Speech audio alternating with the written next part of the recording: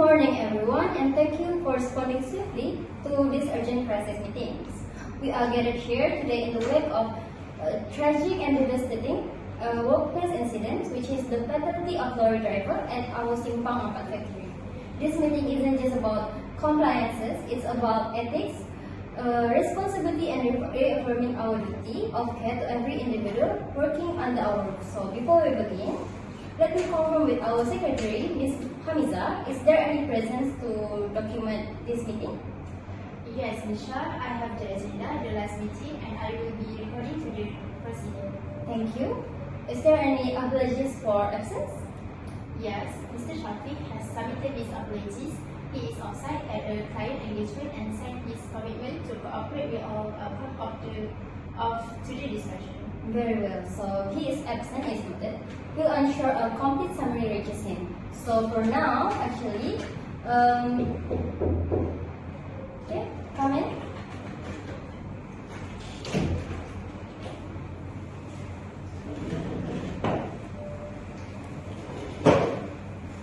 I sincerely apologize for being late, Misha.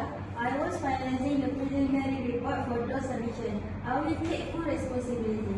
Ms. King, I understand that your workload is quite heavy, but this meeting involves a fatality, which is precisely during such time that punctuality reflects decisions, disciplines, and leadership. So please be more mindful in the future. Understood. It will not happen. Let's review our minutes from previous meeting, which is our March 15th safety meeting. It was an important session where we addressed a backlog safety concerns. So, Mija, could you walk us through the key point? Yes, Nisha, certainly. The March meeting covered three major focus areas. Firstly, the 12 safety violations identified during our treatment meeting. This ranged from block emergency exit to expired fire extinguisher certification and poor signage in high-risk loading areas.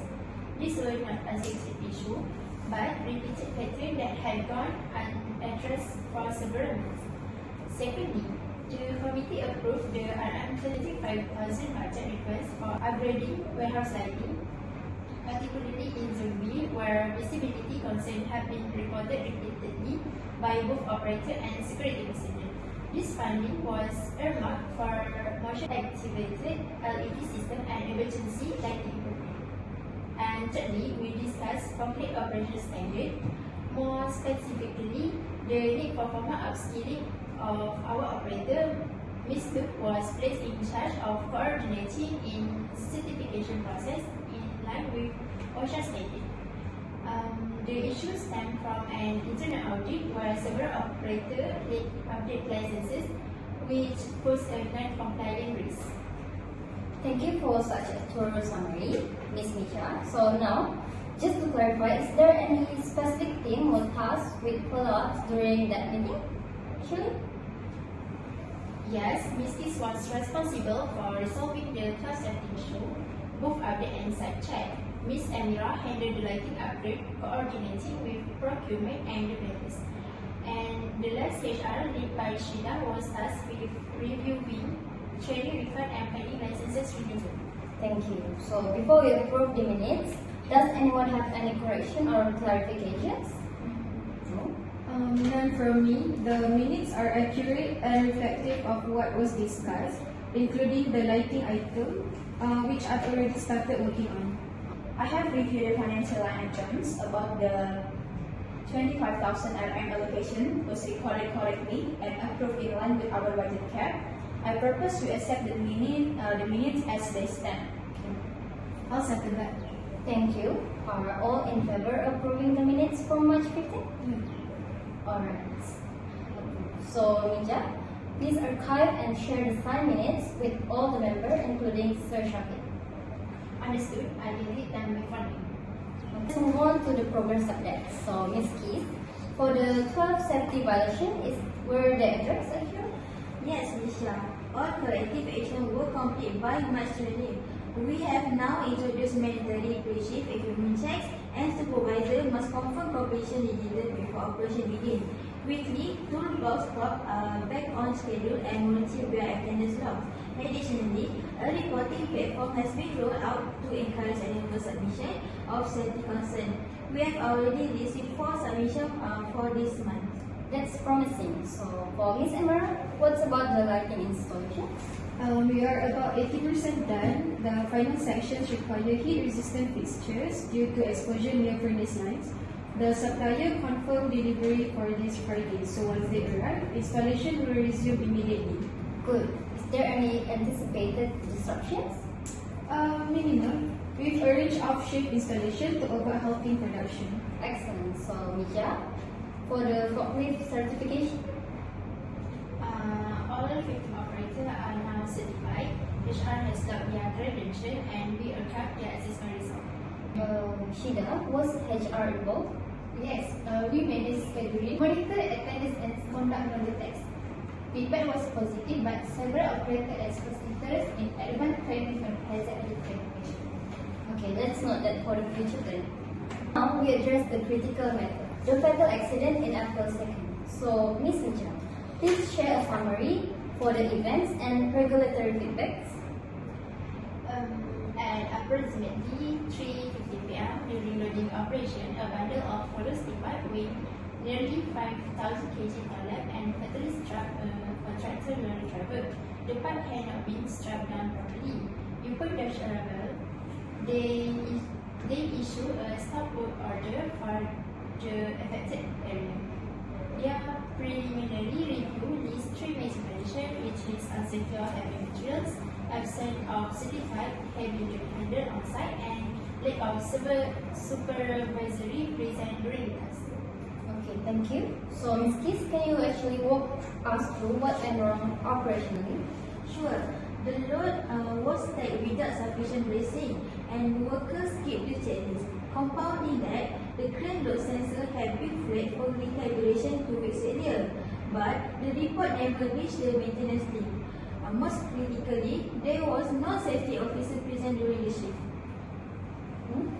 To be transparent, we were under pressure to push out delay orders. I made the call to proceed despite short staffing, and now I deeply regret. This is a painful lesson, but one we must learn from. When safety becomes optional under pressure, it's only a matter of time before tragedy strikes. This is not one person failure. This is a systematic failure. Let's turn our focus now to the root of the issue, the failure in our safety system and staff preparedness. Amira, from an operational standpoint, how did our SOPs actually fall short in these accidents? Currently, our current SOPs don't cover irregular or oversized items like hollow steel pipes. The existing procedures provide general stacking guidelines, but nothing specific for unstable or non-palletized loads. So the absence of clear directives led to inconsistent handling practices. To make matters worse, there's a pervasive reliance on instinct and seniority. Experience over documentation is still the norm in some teams. That mindset is a liability. We cannot continue depend on unwritten rules or verbal knowledge transfer. We need a documented, detailed procedures, and we need compliance, not improvisations. Exactly. And to add, our body safety protocol has not seen a full revision since 2021. Practices like PPA enforcement are lax. Some teams skip daily safety briefing or rush through them without meaningful engagement. It's more a checkbox exercise than a true briefing. I have reviewed our internal training complaints audit. Only about 30% of our warehouse staff have up-to-date OSHA certification. Many have not attended any formal refresh season in the last 18 months. Supervisors are still deep. There are juggling documentation, incident reporting, and real-time from management. Some are responsible for 2 or even 3 warehouses, which is not sustainable. I echo that. On the ground, it's very clear. We are under supervised during high risk shift. A lot of my time is split between paperwork and trying to be physically present across the floor. We need more supervisors or at least support staff before we're serious about enforcing our safety consistently. That much is evident. We'll need to redesign our training approach, shift toward more frequent targeted and practical safety modules, and prioritize our supervisors' presence by reducing administrative burden. But we'll need to think about how we resource this. And that brings us to the funding side of this. I agree. These improvements are critical, but if we are talking about hiring additional supervisory staff, updating training modules, and conducting frequent certification, we need a clear cost framework. I suggest we break this into phases. For instance, start with training the current workers using certified trainers and internal HR coordination, and that's manageable. Meanwhile, I will need a projection from HR and ops on the cost of expanding supervisor headcount and potential overtime allocations for training coverage. Good point. So let's not wait until we can do everything perfectly. Let's face this improvement. So Shida will be coordinating with Keith and Dani to propose a modular training plan that can be rolled out over Q3. So May, once the draft is available, can you run a feasibility review based on the current HR budgets and contingency funds? Yeah, absolutely. I also review whether we can redirect any underutilized allocation from other operational lines this quarter. Excellent. So let's move forward with both speed and clarity. Now let's move from investigation to action. We need a decisive, realistic and integrated countermeasures with everyone's input. So Keith, what options are already in motion on the safety equipment side? So for now, we are currently sourcing two key items. First, industry blade rated strap rate for over 6,000 kg loads, far above what we will use previously. Second, we are investing the digital load sensor with auto shut-off function if weight distribution becomes unstable. Also, we have begun issuing new PPE kits, defective vests, reinforced gloves, and mandatory steel-toe boots for all warehouse operations. That's a strong start. So what are the options? For now, we got two suppliers which are CargoSafe and InduScore. CargoSafe offer better durability but slightly higher price. InduScore is more cost efficient but has longer lead times. But from finance side, CargoSafe initial cost is higher. But if they reduce replacement frequency, we might save more in the long run. Still, I need a detailed comparison unit cost, warranty, roll-out basis. Today case, this will affect how we apportion across departments. Understood. So Keith, please provide us that. Safety first, but always with financial accountability. Amira? We are also looking into load instability sensors, the kind used in logistic hubs. I've narrowed it down to two systems. One is modular and adaptable to our existing crane wheels, and another offers advanced AI-based vibration prediction. But it's quite expensive, so I suggest piloting the modular systems in zones A and B where most pipes loading occurs. Then we assess outcomes after 3 weeks and expand if viable. I would think starting small. Zone B has starters. Real-time load detection would help operator avoid risky leak. But we also need clear visual indicator, not just digital alerts. Let's not forget about the human side. Technology has, but behavior change is vital. We are designing a new mandatory certification for rank focus on hazard awareness, emergency relief, and compliance. We are already up in grade starting next week. Dani think may be the first to attend. Of course, my team is on board, but I ask that training is not aligned with their shift pattern. We cannot compromise on operations to attend training. Absolutely. We schedule flexible and fair attendance digitally. Also, post-training evaluation will be mandatory, not just attend and forget. We want to measure actual retention. From the budgeting angle, I will need purpose-funded costs, training material costs, and season frequency by Tuesday at the latest. That way, I can include this in our quarterly financial projection. If the program proves effective, we'll allocate a continuous improvement budget for it annually. Good. So we are not just aiming to plug a gap, but to build a long-term resilience. So Keith, what governance upgrade are you proposing for future-proof our safety system? We are proposing to digitize all safety checklists with QR-based verification.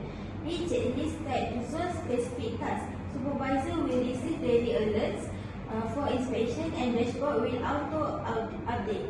Internal audits will shift from paper forms to a centralized online portal for real-time tracking. That would be a game changer.